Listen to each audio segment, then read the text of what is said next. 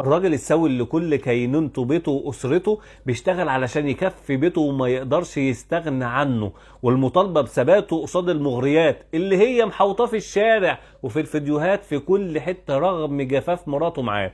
في ستات بتستعمل العلاقه الحميمه كسلاح تعند بيه مع جوزها تمنع نفسها عنه، مش لوجود عذر مقبول زي مرض او تعب او اجهاد حقيقي، لا لمجرد العند. ست الكل، العلاقه الحميميه عمرها ما كانت سلاح ابدا للضغط.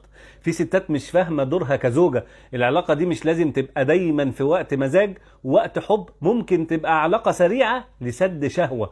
طبعا انت هتستغربي، يعني ابقى قرفانه منه وزعلانه منه ووافق؟ الراجل بيفكر في العلاقه بشكل لا ارادي، واشر فتنه عليه هي النساء. فلو ما قمتيش بدورك كزوجه تعفوا، انت كده بتوصلي للحرام بايدك. وطبعا الراجل برضه محتاج يفهم مش معنى انها علاقه سريعه في اوقات لسد الشهوه وحفظ الفرج انه لازم يستوعب الناحيه العاطفيه عند الست. يعني الحقيقه بقى من ناحيه الراجل، لو هو حنين عليها ومتعود يقول لها كلام حلو هتبقى متهيئه دايما للقرب ده في وقت احتياجه، زي مثلا بتنام في حضنه كل يوم، مش كل واحد في اوضه ونتقابل يوم الخميس.